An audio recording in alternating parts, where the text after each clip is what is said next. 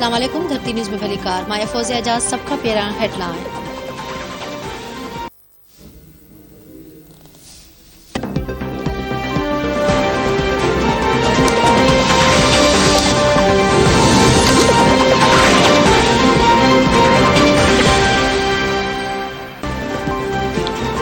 वफाकी काबीना mini budget की मंजूरी ॾेई छॾी। वज़ीर आज़म इमरान ख़ान जी सदारत हेठि वफाकी काबीना जो इजलास में नाणे वारे वफाकी वज़ीर शौकत तरीन फाइनेंस तरमीमी बिल 2021 जो मसूदो पेश कयो ऐं बिल ते ब्रीफिंग ॾिनी। बहस बाद काबीना मंजूरी ॾेई छॾी। वज़ीर आज़म क़ौमी असेंबली पहुची वियो।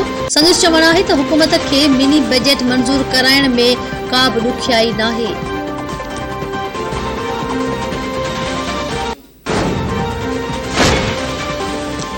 अवाम वधीक इम्कानी महांगाई के मुंह ॾियण लाइ तयारी करे वठे। IMF जे शर्तुनि ते मिनी बजट में 360 अरब रुपयनि जा नवां टैक्स लॻाइण जो फ़ैसिलो। खाधे पीते जे इम्पोर्टेड थींदड़ 140 शयुनि ऐं सनअती मशीनरीअ ते 17% सेल्स टैक्स लॻाइण जो तजवीज़। साइकिल, ट्रैक्टर, कॉस्मेटिक ऐं इलेक्ट्रॉनिक्स शयुनि ते बि 17% टैक्स जी सिफ़ारिश। ॿारनि जे दॿे वारे खीर, तालीम जे शोबे में किताबनि, पेंसिलनि समेत स्टेशनरी, सिहत जे शोबे में तिबी औज़ारनि ऐं दवाउनि में इस्तेमाल थींदड़ ख़ाम माल ते 17% टैक्स लॻाइण जी सिफ़ारिश। LPG, मोबाइल फोन, चांदी, ज़ेवरनि ऐं ज़रई शोबे जी पैदावार में इस्तेमाल थींदड़ शयुनि ते 17% सेल्स टैक्स लॻंदो। बिजलीअ जे बिल में बि इज़ाफ़े जी तजवीज़। पेट्रोलियम डेवलपमेंट लेवल टैक्स में हर महीने 4 रुपया वाध करे उन खे 30 रुपयनि ताईं खणी वञण जो फ़ैसिलो।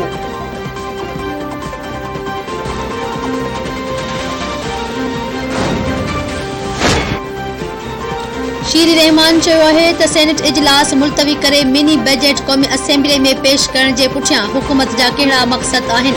आर्टिकल 73 मूजिब बिल जी कापी सेनेट खे उमाणी वेंदी आहे। हाणे हुकूमत आर्टिकल 73 जी तशरीह पंहिंजी मर्ज़ीअ मूजिब कंदी। छा 600 अरब रुपयनि खां वधीक मिनी बजट ते सेनेट खे बाईपास कयो वेंदो? PP सेनेटर जो मिनी बजट क़ौमी असेंबली में पेश करण जी हुकूमती ऐलान ते रद्द अमल।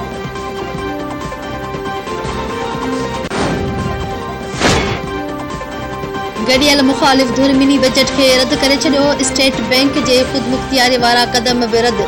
जारी कयल पधिराई में मिनी बजट अवाम ख़िलाफ़ माशी दहशतगर्दी करार।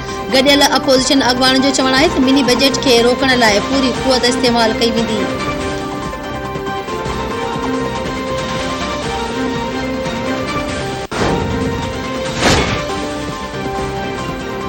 मईशत जी तरक्की जो समर अवाम खे न मिली सघियो। ग़रीब माण्हू ख़्वाब में ज़िंदगी गुज़ारे छॾी आहे। 74 साल अवाम खे रुगो ख़्वाब ॾेखारिया विया। वज़ीर आज़म इमरान ख़ान मदीने जी रियासत ते यकीन रखे थो। फिलाही रियासत जो बुनियाद रखी छॾियो आहे। नाणे वारे वफ़ाकी वज़ीर शौकत तरीन जो इस्लामाबाद में तकलीफ़ी खिताब।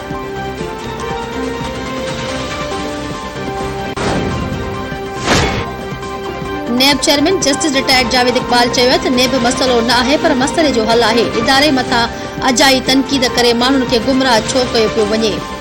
541 अरब रुपयनि जी ओगाड़ी ते हू अॼु बि क़ाइमु आहे। नेब उन्हनि ते बि केस दाख़िल कया जिन ॾांहुं को कंध मथी करे ॾिसी न पियो सघियो। नेब न हुजे हा त ओगाड़ी न थिए हा।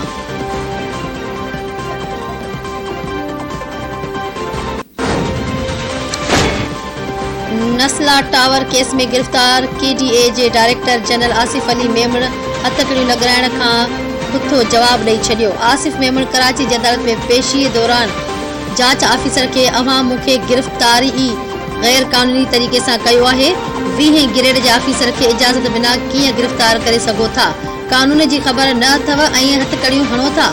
मूंखे गिरफ़्तार करण खां अॻु वॾे वज़ीर खां इजाज़त वठो हा।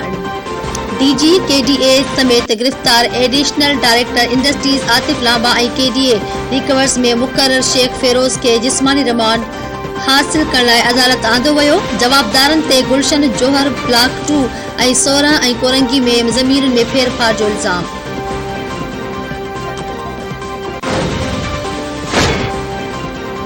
ज़रई भाण जी हथरादु खोट ऐं ब्लैक ते विकिरो ख़िलाफ़ मुख़्तलिफ़ शहरनि में एहतजाज जो सिलसिलो जारी। कंबर में यूरिया भाण जी हथरादु खोट ऐं ब्लैक ते विकिरे ख़िलाफ़ हारियुनि ऐं आबादगारनि जो लाड़काणो बाईपास रोड ते एहतजाजी मुज़ाहिरो।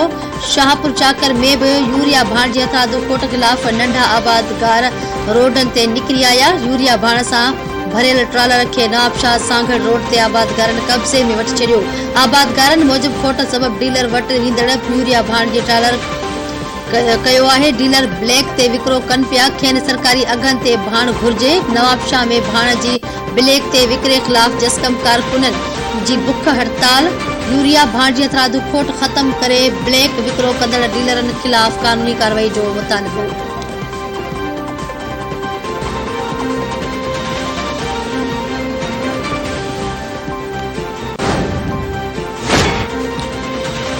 मलेर जी अदालत नाज़िम जोखियो क़त्ल केस जो चालान पेश करण लाइ पुलिस खे मोहलत ॾींदे ॿुधणी 20 जनवरी ताईं मुलतवी करे छॾी। नाज़िम जोखियो क़त्ल केस में गिरफ़्तार MPA ॼाम अवैस गोराम खे बिना हथकड़ी ऐं ॿियनि जवाबदारनि खे हथकड़ियूं हणी अदालत में पेश कयो वियो। केस जो चालान पेश न करण ते अदालत जो जांच पुलिस खां पुछाणो। जांच में कुझु शयूं रहियल आहिनि, रिपोर्टूं न मिलियूं आहिनि, उन करे वक़्तु ॾिनो वञे। जांच ऑफिसर सिराज लाशारी फरियादीअ जे वकील जो चवणु आहे त अदालत ऑर्डर जारी करे त कहिड़े कानून तहत ॼाम अवैस खे बिना हथकड़ी जे पेश कयो वियो आहे। पीर वसण भरिसां ॻोठ रसूल बख्श जमाली में उड़ी किलोर करे छॾिया आहिनि। कलाकनि अंदरि 4 मासूम ॿार फोत थी विया आहिनि। वधीक 2 ॿार मोज़ी मर्ज़ में मुब्तला। फोती ॿारनि में 4 महीननि जो फैसल जमाली, 3 सालनि जी बिस्मा, 8 महीननि जी कुलसूम ऐं 2 महीननि जी निगरी सुभान जमाली शामिल आहे। ॻोठनि पारां सिहत खाते खे ॻोठ में टीम उमाणे ॿारनि खे उड़ीअ खां बचाव जी वैक्सीन कराइण जो मुतालिबो।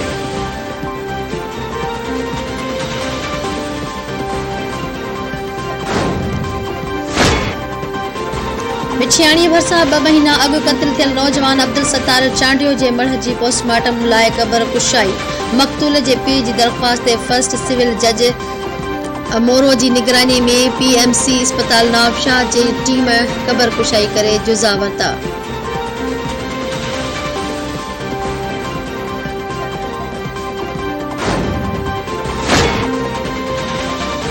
नवदेरो भरिसां पुराणे तकरार तां 1 ॼणो क़त्ल। ॻोठ हिम्मत शेख में हथियारबंद घर ते हमलो करे फायरिंग करण बाद फरार थी विया। गोलियूं लॻण सबब घर धणी मेहर शेख मरणगी थी पियो, जेको चांडका अस्पताल में फोत थी वियो। वारसनि मूजिब मेह जी चोरीअ तां 5 सालनि खां तारीख़ नारेजन ऐं शेखनि सां तकरार हलंदड़ आहे। जवाबदारनि अॻु बि संदनि 2 माण्हुनि खे क़त्ल कयो हो।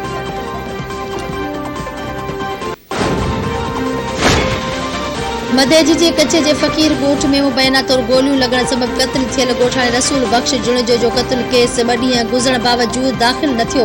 मक़तूलनि जी बेवा अरशाद ख़ातून जुणजो दाहींदे चयो आहे त SHO 20 मेल केस दाख़िल करण लाइ 1 लख रुपया रिश्वत घुरी रहियो आहे। संदसि मुड़ुसु क़त्ल जी FIR दाख़िल करे जवाबदारनि खे गिरफ़्तार कयो वञे।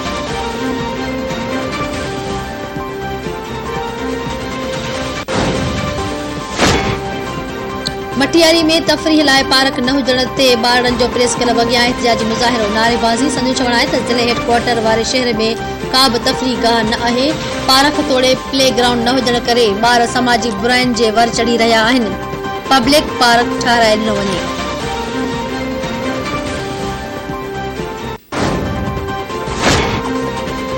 ऐं कराची में 5 ऐं 6 जनवरी ते सियारे जी मुंद जी ॿिए वसकारे जो इम्कान। मौसमियात खाते मूजिब बरसात जो नओं सिस्टम 31 दिसंबर ते बलोचिस्तान जे रस्ते मुल्क में दाख़िल थींदो। नए उलहंदे सिलसिले सबब कराची में गजगोड़ सां मींहुं वसंदो।